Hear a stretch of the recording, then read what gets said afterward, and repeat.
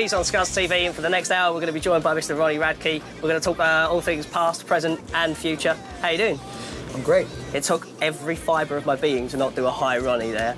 Do you get that often? Yeah. No, I get it every day on stage though. That's my favorite part of the set. One of them, when I say that line and the entire crowd goes, "Hi Ronnie," it's so fun. Amazing. So I guess we'll talk about first, before you were even in bands, what was your earliest influences? Who were the guys that made you want to be on stage? Because I've heard you talk about everything from the Sunset Strip to like Eminem. Oh yeah. Hip-hop was my major influence from the beginning. My dad literally raised me on Black Sabbath, and Judas Priest, and a lot of classic rock bands, but I didn't really start being like, hey, you know what? Like on my own, I listened to the Chronic record by Dr. Dre, and like the Snoop Dogg record, and the songs with Gin and Juice on it, but hip-hop was my first true love, and then punk rock, and like real metal was infused in my bloodline. Like there's no way that would ever, So yeah. Eminem is my favorite though. And did you always feel comfortable as soon as they put you on a stage? Did it always feel like home? Yeah, I was like I needed attention. I felt like I didn't know I needed attention growing up. That's why I was always acting out in class and being a goofball. And then I started realizing like everybody would focus their attention on me. It's when I felt the best. Yeah. So then I finally decided to start a band and got on stage for the first time. And there was a really big show too, so it was for the first time. And then after that show, kids were asking me for autographs. I was like 16. So wow. I was like, this is crazy. This is exactly what I want to do. And with no disrespect to the people in your past band, when you were saying about being in a classroom and people naturally gravitating towards you, was it always did you always feel like the focal point of the band? Yeah, me and Max. No one really gave a about any other people. Truthfully, and Max is me and Max share the same birthday. He's got that whole spotlight mentality too. So he was one of the focal points as well in that band. And so when you first started out with Escape the Fate, and you were moving around, did it feel like it blew up straight away, or was it a slow burn? On which one? When you first started with Escape the Fate, did it feel like it had exploded straight away, or was it a slow burn where you were just watching people more and more turning up? I was doing it a long time before that, like just writing. But that band, I made a demo before that band, and then I formed that band around the demo that I had. I wrote this demo with my producer I have now on that record too, Elvis. Me and him wrote it, recorded it, and then I formed that band around that demo. So I made everyone learn the songs. As soon as I did that, I put it on MySpace, and it like labels just started calling it. And our first show sold out in Vegas.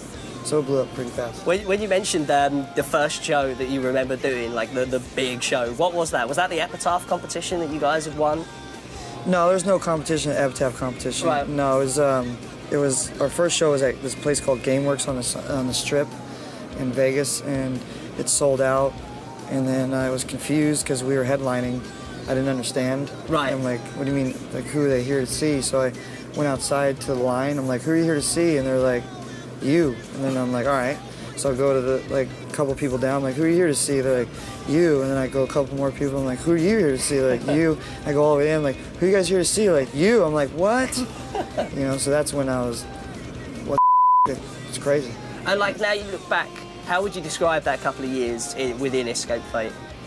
I don't think I was ready for the fame, and it just took over. I got like an ego. My head blew up, and then I just was angry and got in a lot of trouble. I didn't know how to handle it, so I handled it in a negative way. Right. And drugs and alcohol were a big part of that problem. So those 2 years were just a blur, and then I went to jail. So. Right. But like, did it feel like pretty mad when you were kind of given the keys to the sweet shop when you were like 16, 17? Sorry, it's a figure of speech. Yeah. Like kind of like you felt like the world was yours. Do you know what I mean? When you go on tour, like you must feel like a king, and especially like to be given that at that kind of age. That must have been super hard to deal with. It's that age. I think it was just the age. I wasn't mature enough yet. I thought the world owed me more than I was already given. I thought that my didn't stink or anything. Right. You know, I thought I had to be this. I thought a rock star had to be a type of person where I'm mean to people and I break stuff. Right. And I have sex with a whole bunch of people. You know, it's as you get older, you realize that what's more important is, you know, being as humble as possible and trying to take as much time for your fans a day, even if they're crazy. Yeah. You must get like plenty of nutcases. Yeah, but they're just. It makes me happy and it makes me mad at the same time, like because the fans, they're like, "Oh my God, I love you so much. Can I have a picture?" And then my crew is like, "You can't have a picture. There's 300 more people in line," and then they get mad at me. Oh man. And then they tweet at me that they hate me and I'm the jerk. So it's like I feel like you can't win. Yeah. So, but when excesses were spiraling out of control, did you get a sense that either A, you were more out of control than the people around you, or B, that they were going to part ways with you? I was out of control. I was enabled. They enabled me, but I was like always the top dog of being out of control. Everybody just followed suit. Like I would just be crazy, just angry, trying to fight people for no reason. Like just not a way to live. It's just a lot of issues I had to get over, and I didn't get over them before. Yeah. So. And did you get an indication that you were going to part ways? Did I get an indication? No, I was too high all the time. I didn't even know what was going on. Right. I felt it, like, I didn't like some of the members.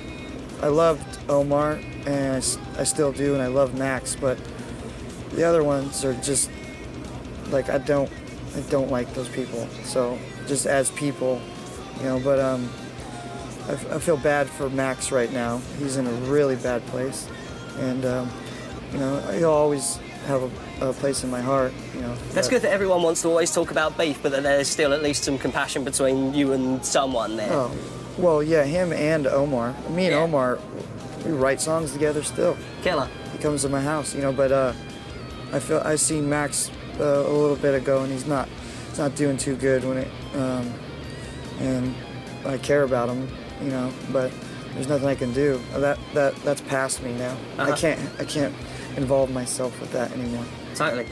Come back after the break for more with Ronnie Radke, and we'll get to all things falling in reverse.